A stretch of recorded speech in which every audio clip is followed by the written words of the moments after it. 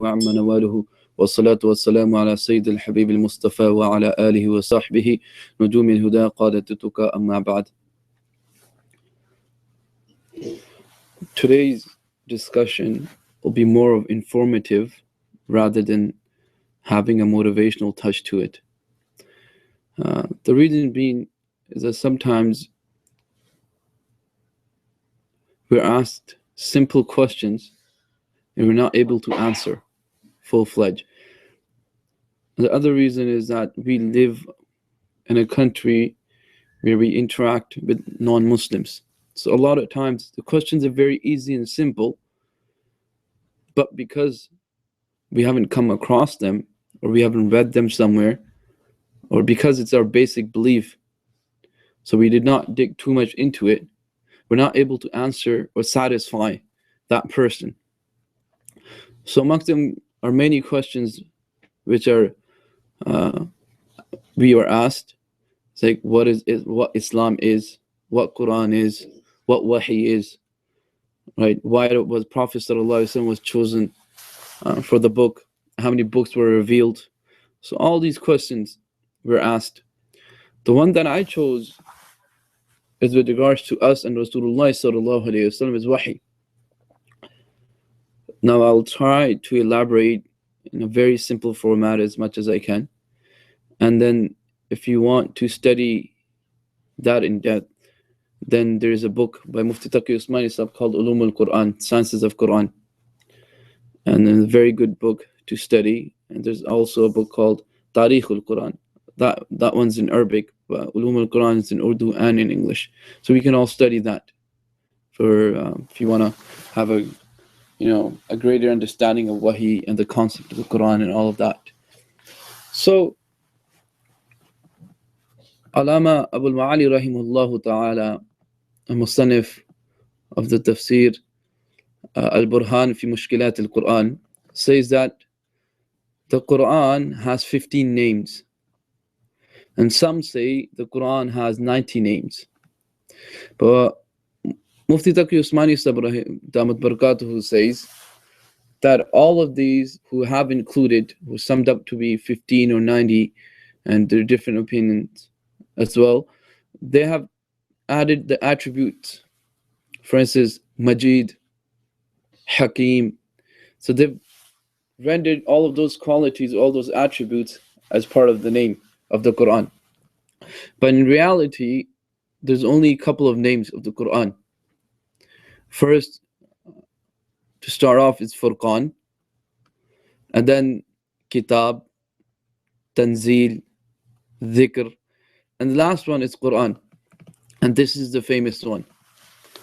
And Quran is derived from Qara'a Yaqra'u, to recite.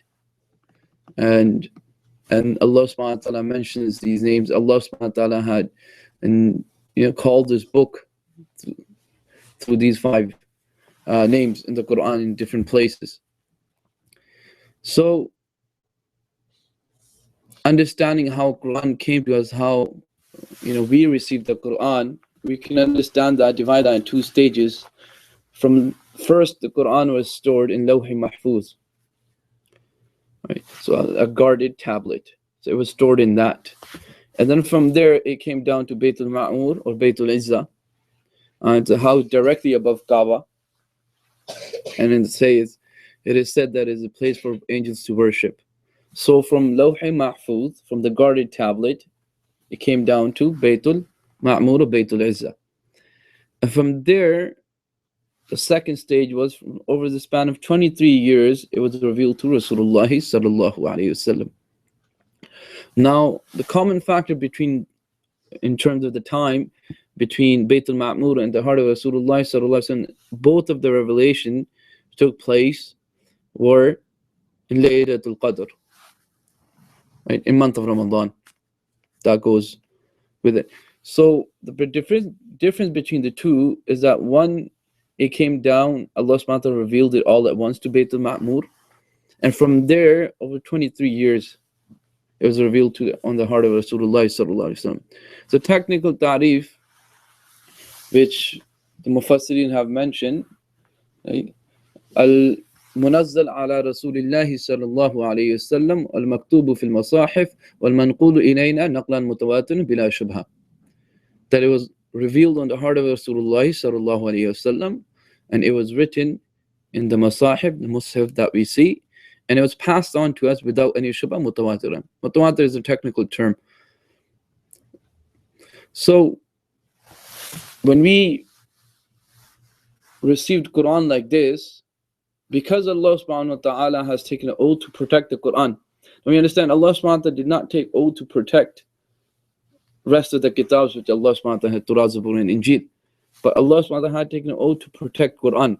And for that, Allah subhanahu wa ta'ala had used different means to protect it. And one of the greatest means that Allah subhanahu wa ta'ala has used, and which is a blessing for us, that Allah subhanahu wa ta'ala has enabled us to memorize the entire Quran from cover to cover. So this is one way, one of the best ways that Allah subhanahu wa ta'ala had preserved it.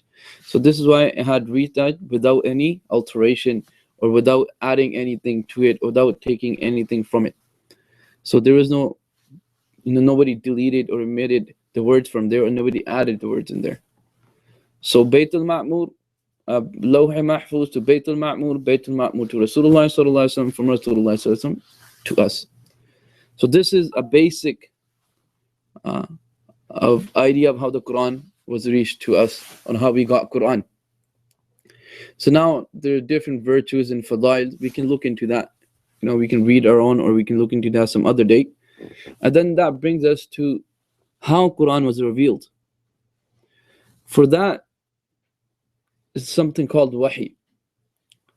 Wahyun and ihya, two words which are used for revelation and restricted with Anbiya alayhi salatu wassalam, that Allah subhanahu wa ta'ala, He chooses His prophets, and on them Allah subhanahu wa ta'ala revealed, or inspires them. So wahi. So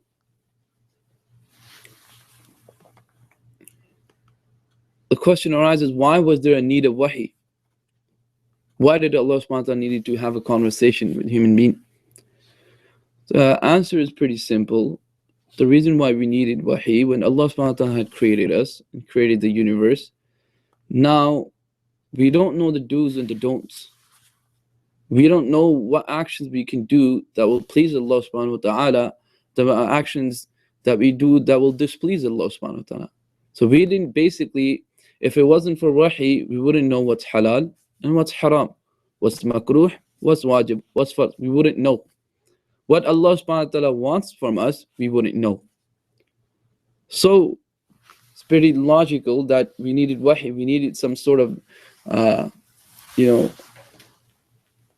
a channel through which we can obtain information, and so we can be, our actions are means of pleasing Allah subhanahu wa ta'ala. So understanding that, keeping that in mind, there's three channels through which we can attain or gain knowledge. First is through our five senses. Second is our intellect. And third, and the most highest form, is wahi. So now, when Allah subhanahu wa ta'ala had created us, He granted us five senses. The knowledge which we receive through or attain through five senses is limited. For instance, you're wearing a black jubbah, my eyes are telling me that. But if I close my eyes, my intellect can't tell me that you're wearing a black jubbah, if I haven't seen you before, or haven't seen the color of your jubbah before. So they're both limited, and they both help each other for the information when it reaches here. But what's going through the, what action this person is supposed to carry out so they can please Allah subhanahu wa ta'ala, I wouldn't know. For that, we needed wahi. So wahi came down for us to know that what action will please Allah subhanahu wa ta'ala and what action displease Allah subhanahu wa ta'ala. So now, when Allah subhanahu wa ta'ala chose His prophets for wahi, there's different methods which Allah subhanahu wa ta'ala used to send down.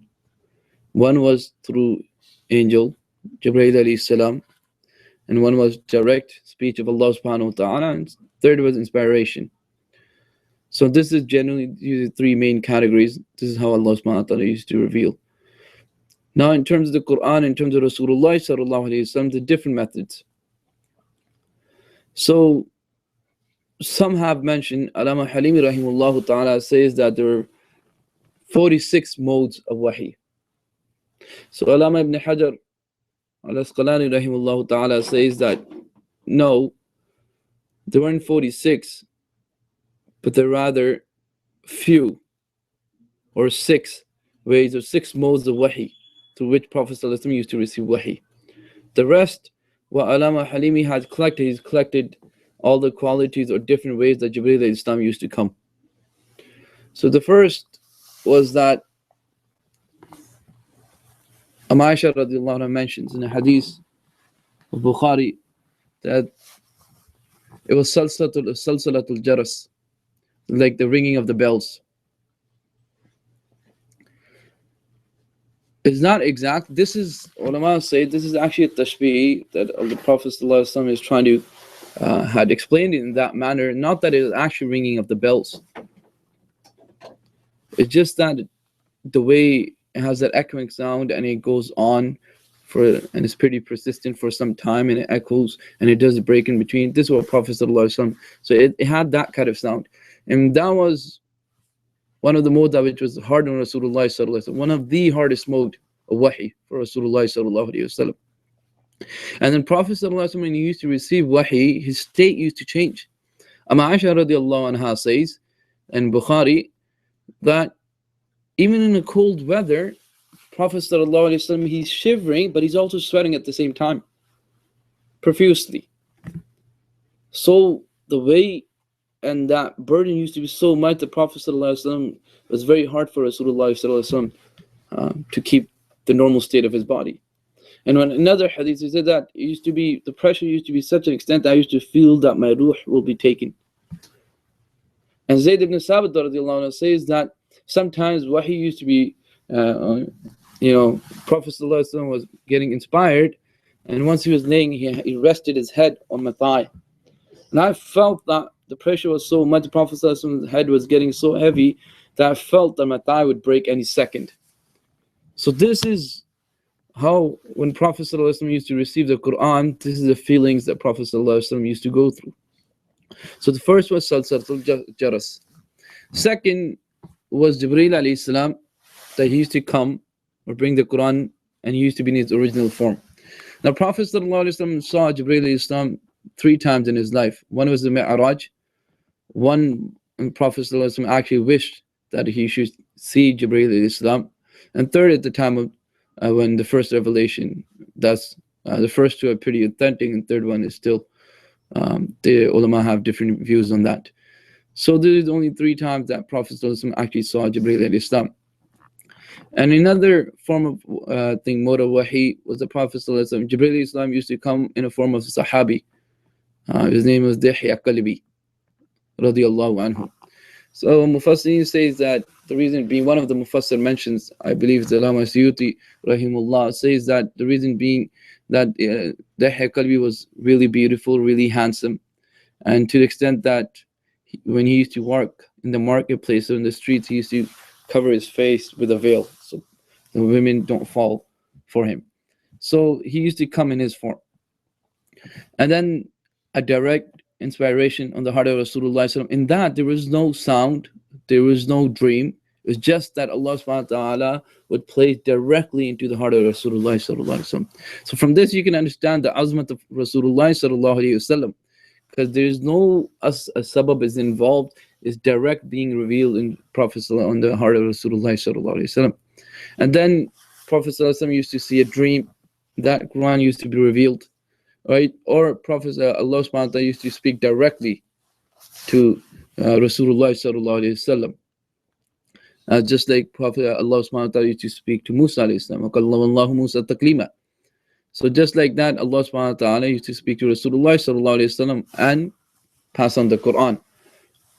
So now the wahi that used to come to Rasulullah, there's a little side point that I'd like to mention. The wahi that used to come to Rasulullah was of 2 types, matlu and ghayr matlu. Matlu meaning being recited, it's recited, referring to Quran. Ghayr matlu, that is not recited, referring to hadith. But that's a different topic altogether. So when Prophet ﷺ, the general concept, general message that wahi used to carry in matlu form, which was Quran, Prophet ﷺ had to pass that to us in literal sense, in its words. And then غير مكتوب Prophet ﷺ had an option of doing bayan in his own words, explaining it the way he would feel appropriate. But the Quran had to be revealed or read to us, يَتْلُو عَلَيْهِمْ آيَاتِي وَيُزَكِّيهِمْ وَيُعَلِّمُهُمُ الْكِتَابَ. That some of the obligations which were Rasulullah ﷺ had to carry out, one was that to read the ayats, obviously the way it was revealed, Prophet ﷺ had to pass that, read that to us, and that we can understand from Surah Qiyamah, Inna alayna jam'ahu wa Qur'ana wa idha qara'nahu fattabi' Qur'ana. So Allah subhanahu wa ta'ala is saying that when Prophet ﷺ, Jibreel used to recite to Rasulullah ﷺ, was passing the Quran on to him, the Prophet ﷺ used to recite it really quickly so he can memorize it. So the Prophet ﷺ used to pass that on literal sense. That was one of the obligations. And then teach the Quran, then purify. So Quran was passed on to us in literal sense, through the direct words of Allah subhanahu wa ta'ala. Kalamullah. It's Kalamullah. Like I always say, they're not fairy tales, they're not just random stories. It's the word of Allah subhanahu wa ta'ala. And from this, there's another misconception I would like to clarify. When we say that there's chapters in the Quran, surah, when we translate them, some people translate them as chapters. That's not true. Chapter normally, it's normally in a chronological order. And then, at the end of it, they tell you that, oh, this was mentioned in that part of the chapter, that part of the chapter. But Quran, if you read it, it has different stories. It jumps from one story to another, from one nasiha to another. So there is a ta'alluq, there is a connection between, there is a rabt, right? But it's not in the form of a chapter. So, this is not part of our discussion. Coming back, so wahi was revealed, the reason for the wahi came down, as I mentioned, that we needed wahi so we can please Allah subhanahu wa ta'ala. And then I mentioned that there's 3 ways that we can attain knowledge. Was one through our senses, and the second was our intellect, and third was wahi. And how Prophet ﷺ used to receive wahi was different modes, 6 modes that Prophet ﷺ used to receive wahi through. Now, there's another misconception that I would like to clarify. Some people say that Quran does not, coincide with the Jadid science. These new studies that show up every now and then, and scientific research that comes about. And we say the Quran does not. Well, I don't really see that as to be true. Because if you actually look at it, Quran, some of the verses in Quran, they very clearly and thoroughly explain some of the natural phenomenon in different verses of the Quran. For instance, astronomy, Quran speaks about that. Geology, Quran speaks about that as well. Oceanography, Quran speaks about that as well. So it is only recent that if they have discovered that there is a barrier between the 2 seas, that it doesn't let it come together, but they can't really see it. And yet the 2, they keep their temperature. They don't lose their temperature. They don't lose their salinity. They don't lose their density. So all these research were coming about. For instance, embryo, how Quran explains that very thoroughly and clearly. The fetus, how Quran explains that. It is now that through these advanced technology, we have come to know how the formation takes place. The fetus is formed, the embryo comes about. But Quran had told us 1400 years ago, 7th century. So it doesn't contradict Jadid Tahqiq or the new scientific research that comes about. But rather, they can learn. Al-Sha'ir says, I believe it's Ibn Abbas radiallahu anhu, I'm not sure, but I've heard this from our Mufti Sahib a lot of times, that all the knowledge there is in the world, it is found in the Quran. It is lack of our intellectual abilities that we're not able to fully attain that knowledge from Quran. Quran is ocean of knowledge. It has everything. Because it is a guidance for mankind, so it has to have all the knowledge that we need to succeed in this world. So I'm going to make it very short and concise. I'm going to wrap it up really quickly again. So from Lawh Mahfuz to Baytul Ma'mur, from Baytul Ma'mur to Rasulullah sallallahu alayhi wasallam, and it was then it came down in Laylatul Qadr. Exact date is not known, whether it was 19th, 27th, or 17th of Ramadan, but we do know it's month of Ramadan. It was Laylatul Qadr. Both of the revelation which took place are in the Laylatul Qadr. And then there's two different forms of wahi which the Prophet ﷺ used to receive, matlu and ghayr matlu. In matlu, I explained the different modes of wahi that Prophet ﷺ used to receive, to salsalatul jaras in the form of Jibreel alayhi salam, in the Jibreel alayhi salam coming in the form of dahiyatul qalbi and inspiration on the heart of Rasulullah sallallahu alaihi wasallam through a dream, and the kalamullah, direct speech of Allah subhanahu wa ta'ala with Rasulullah sallallahu alaihi wasallam. So that if someone asks us now what Quran is, we can explain, and what wahi is, we can explain that very easily in a very simple format. So may Allah subhanahu wa ta'ala give us the true understanding of His deen. Wa akhiru da'wana alhamdulillahi rabbil alameen.